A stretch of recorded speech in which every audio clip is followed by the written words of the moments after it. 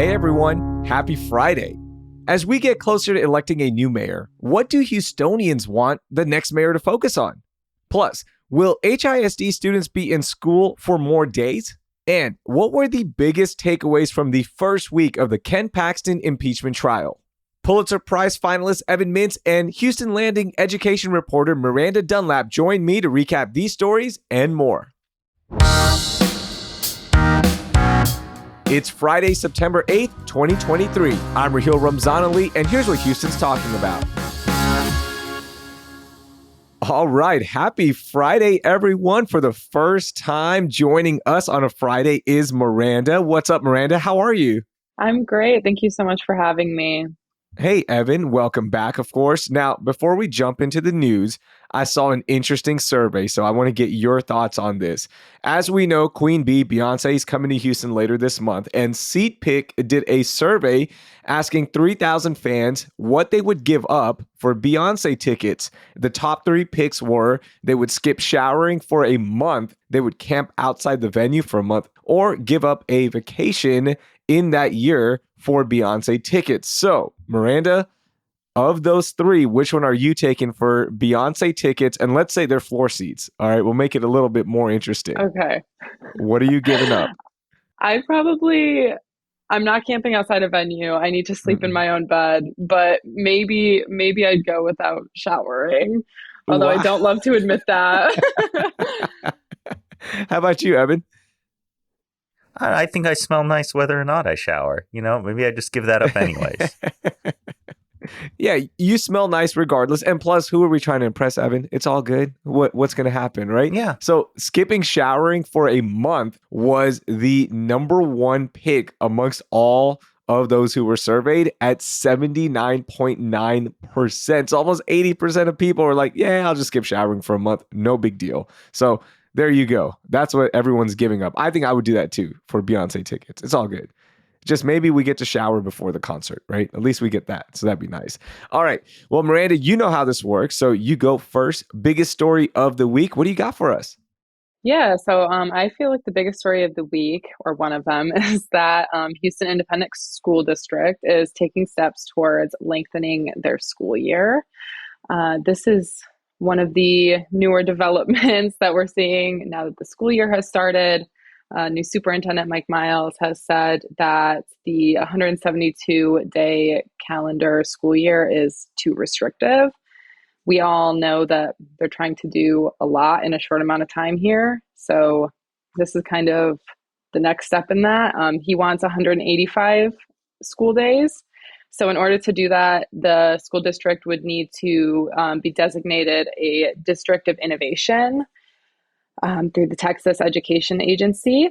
And that means a lot of different things. But as Houston Landing reporter Asher Lara Small reported, been hearing from some teachers who maybe aren't too happy about this. Teachers, really look forward to their summer break after working long hours throughout the school year, and some would not want to see that shortened.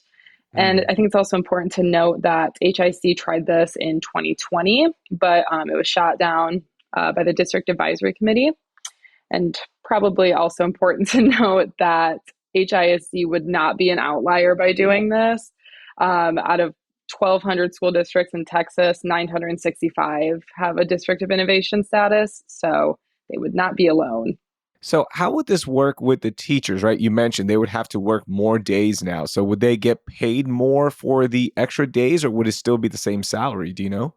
As Asher reported, teachers working 197 days per year generally make about 3,000 to 4,000 more. And it would be 197 because they have those 15 days ahead of the school year where they're preparing for everything that's to come. That is so interesting. Now, the other part of this is the teachers union. Like, are they on board with this? What's going to happen with them? Because look, they've been really outspoken about the changes. They want to keep things a certain way as well. And all of these changes are coming down so fast. I wonder how they're going to react to this. Yeah, in 2020, the union was not a fan of this. So I haven't heard how they feel about it quite yet, but knowing that they were not happy about it before, I think that's probably where we're headed. Yeah. And by the way, that District of Innovation system, it gives school leaders the option to forego various laws related to academics, calendars, educator certification, class sizes, and teacher benefits, according to the story that you already mentioned. And of course, that is linked in our show notes. So that innovation thing, it's huge that they really want this because they can do more. Yeah, yeah, I think it's an interesting next move as the district, changes so many aspects of how Mhm. they're running some schools that I think it makes sense that this is something that is happening. But Mhm. yes, it does introduce the ability for many more changes. Evan, how do you feel about this as a parent? More days in school, that means less at home. Hey. Well, my kids aren't old enough to be in HISD yet, but I've got to say they should go further. Like, why do we have summer break at all? We're not farmers anymore. Like, keep kids in year round. We need to stop having the learning drop off that occurs every June, July, and August. Let's just rethink the way schools work. We can't be tied to the traditions of the past if they're not working for us today. Wow. Okay. So Evan's saying, let's go. Let's forget about summer break. Yeah, let's do Let's it. do it. Let's do it. And this has nothing to do with my own terrible experiences at summer camp. Unrelated. All right, Evan, how about you? What was your biggest story of the week? Oh, the biggest story of the week, 100%, was the Ken Paxton impeachment trial. There's this idea that the state legislature existed not just to pass laws, but for entertainment purposes. And I've got to say, this week, it is living up to that. If you are watching, you've got Tony Busby and Dan Coggle going up against Rusty Hardin and Dick DeGuerin. This really is like the Mount Rushmore of litigators. And it is incredible to see these men do it. Tony Busby has been butting heads with the witnesses. And I've got to say, if you didn't see him talking to Jeff Mateer, who is the former first assistant for the attorney general, like, you've got to go back and watch these videos. It is incredible. What really stands out to me is that Mateer is like to the right of Attila the Hun, okay? He currently works for First Liberty, which is one of those right-wing lawsuit factories that's trying to destroy the separation of church and state. He was nominated for Donald Trump, but had to withdraw after it was revealed he said that trans kids were part of Satan's plan. I mean, this guy is right-wing. And so the argument that Paxton defenders are making that all this impeachment process is just some kind of Rhino and Democrat scheme to get him out, which seems to be Busby's argument, it just doesn't hold any water. I mean, it's just bizarre to see these arguments. On the other hand, the prosecution is asking all of these former employees of Paxton's office, how much time were you spending on this Nate Paul case? How many public resources, how many man hours are you dedicating to defend this bizarre, possibly corrupt businessman? To which I've got to say, my eyes have been opened. We need to defend Ken Paxton. We need him in there. We need all of the attorney general's time focused on defending Nate Paul. No more abortion litigation, no more trans litigation, no more conservative goals, all Nate Paul all the time. So was Busby up there with his new THC drink? Was he trying to promote that as well during the litigation process? I didn't see him doing that, but I've got to say, judging by the spray tan he had up there, it looked a little more pumpkin spice latte to me. Oh my gosh. So Evan, in terms of next steps, how many more days do we have of the trial, you think? This could keep going. I think the lieutenant governor said this could be lasting through September, maybe even into October. But both sides have to make their arguments. And something else to keep in mind is that the lawyers up there aren't just playing to the senators, but they're playing to the base, because the state senators know that if they vote the wrong way, that the voters who show up in those primary elections, and that's a really small core group of people, could get mad and push them out. And so you see Busby going for some of these quote lines that are just going to be plucked and sent around on Twitter or Facebook or email chains or whatever. For example, he accused the folks of going after Paxton of running a coup. It doesn't matter whether that's the sort of thing that the senators are going to find convincing. It's the sort of thing that the primary voters might find convincing. And you'll notice that in the very beginning of the trial, Paxton's team tried to have some motions to dismiss the charges. And Houston area Senator Paul Bettencourt, who's up for re-election, voted with Paxton every single time.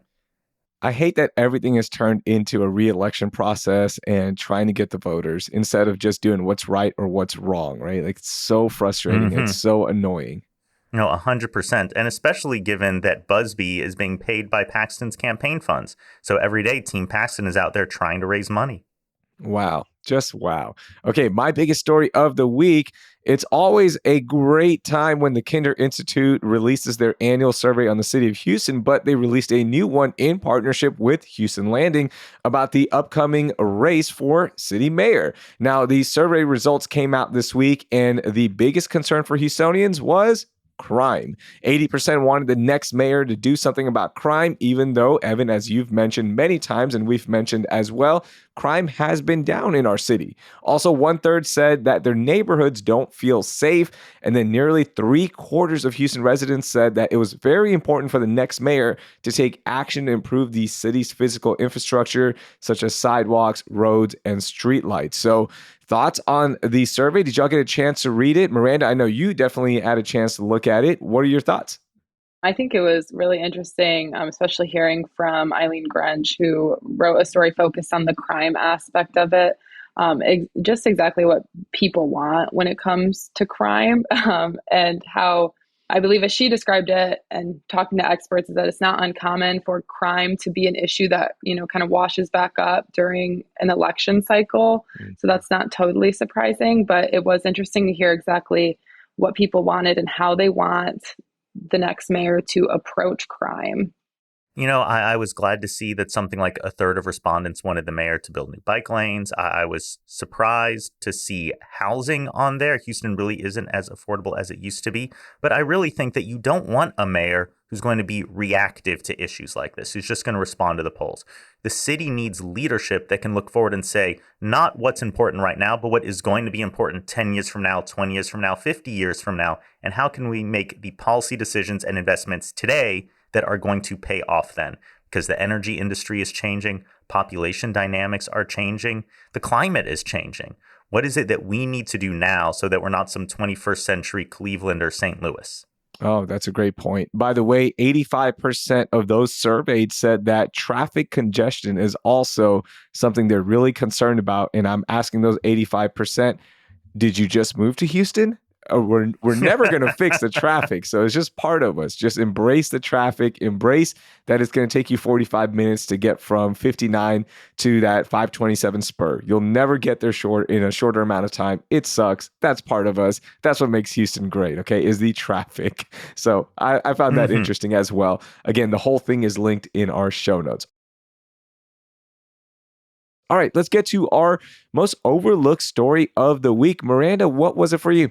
So I think something that might have went overlooked that was really interesting to me is a story that Claire Amari at the Houston Landing has been following for some time. But there is a man named Syed Rabbani who has been granted a new sentencing hearing after sitting on death row for 35 years because his appeal was essentially lost.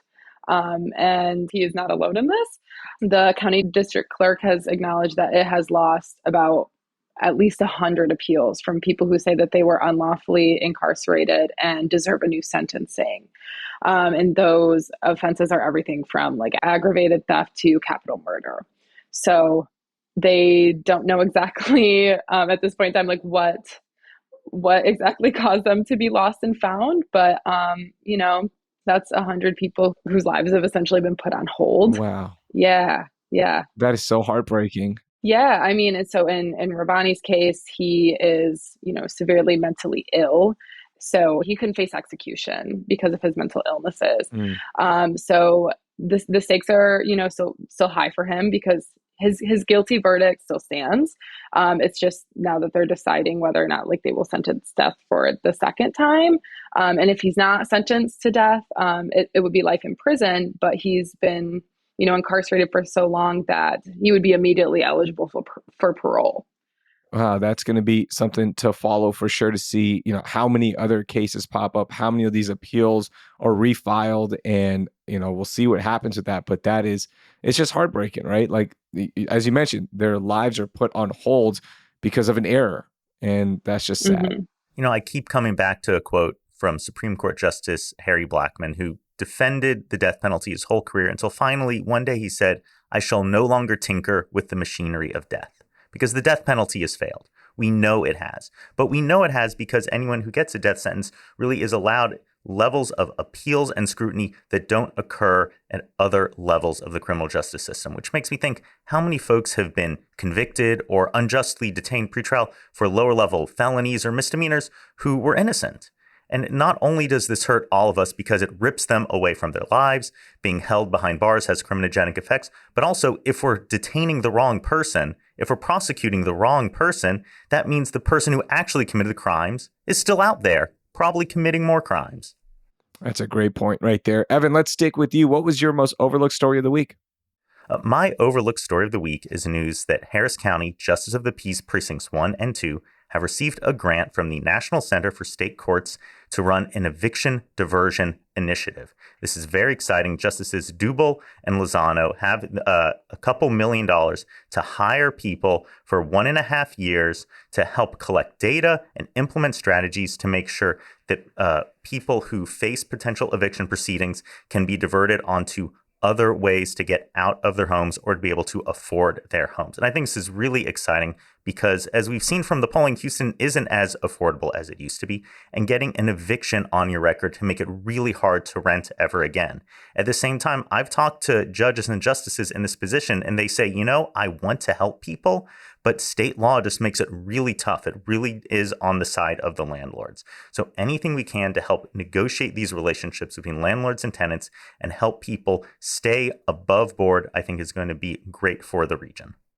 I love hearing that. It is so cool to see that we're doing different things to help families out as the city becomes a little bit less affordable. And that is something that is, again, important for residents. So good to see that. I can't wait to see that program go into effect. Okay, my most overlooked story of the week, beef lovers. We've already seen this before. The price of beef has gone up.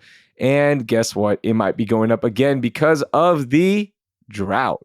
Yes, the drought and the weather has impacted so many things around the city and the state. But as conditions worsen, ranchers will have to slaughter cows now to cut back on the herd due to pasture and water issues. This will bring prices down for the short term, but then the future, of course, will be impacted because of less cows and the prices will be going up. This is a second straight summer where we've had drought conditions around the state, and it's hitting the cattle industry really hard. So get ready. That brisket is going to go up. The price of a burger is going to go up because of this heat. We can't catch a break, guys. We cannot catch a break. I mean, this is just awful. I thought I had it bad because some of my shrubs were dying. Having to kill off cattle because you don't have enough grass, because you don't have enough water, that's just terrible. And it's terrible for us. I don't want to pay too much for a burger. Yeah, but you will later on. Not now, but in a couple of months, 4 months, 5 months, that price is going up. So, hey, it is what it is, right? Can't do anything about it now. All right, let's get to our moment of joy. Let's end on a happy note. What do you got for us, Miranda? So something that I think was both very interesting and positive to read was a story by Monique Welch about how transgender Houstonians are kind of taking back their power and learning how to defend themselves. This comes at a time where there has been a lot of legislation targeting trans Texans, at SB 12, SB 14, SB 15.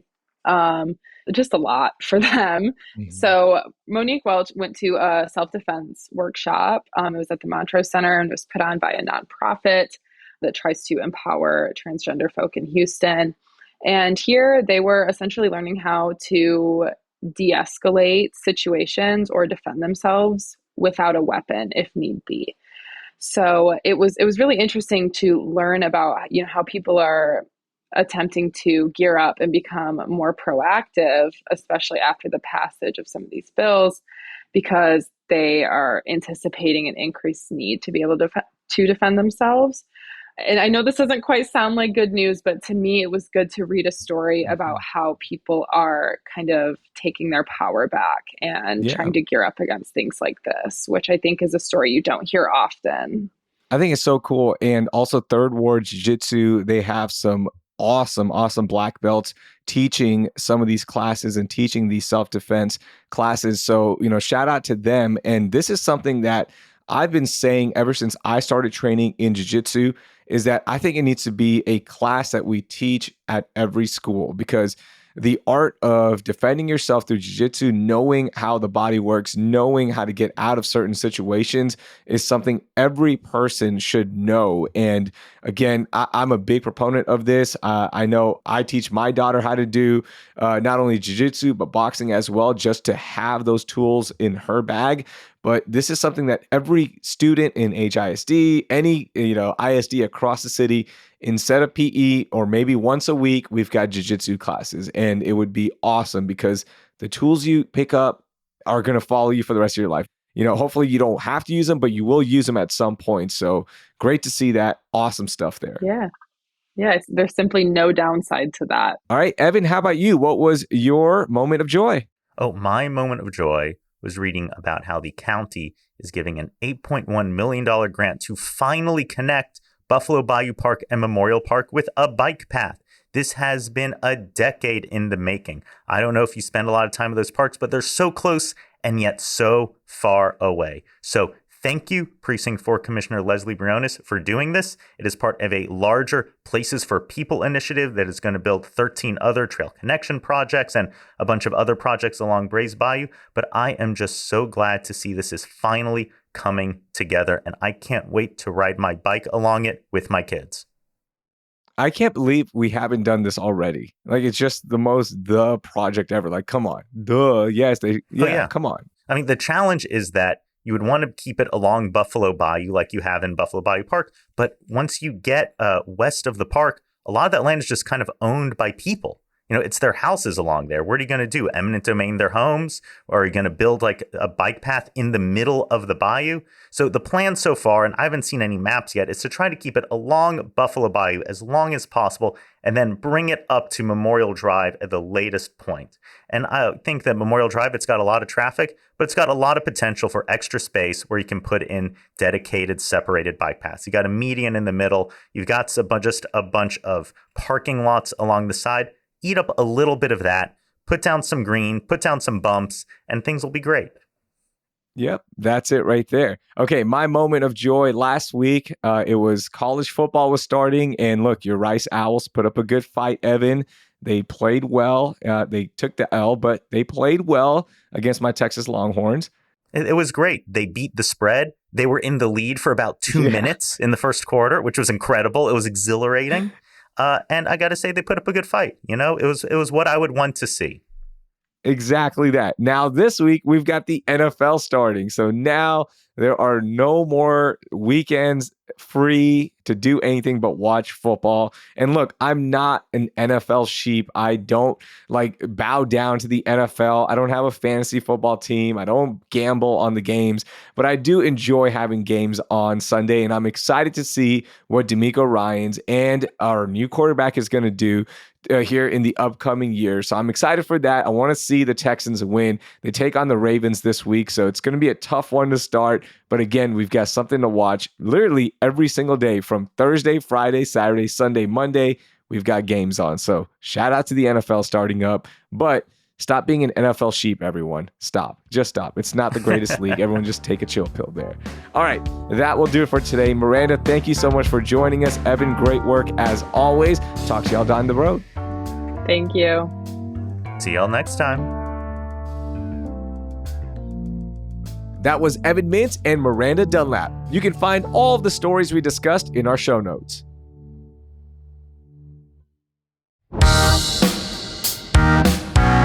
That will do it for this week here on CityCast Houston. Our lead producer is Dina Kespa. Our producer is Carleon Jones. Our newsletter editors are Brooke Lewis and Adrian Gonzalez. And the host is me, Raheel Ramzanali. Our music is by the band All the Kimonos. We'll be back on Monday with an update on what's happening inside Harris County jails. Thank you for listening, and I hope you learned something new.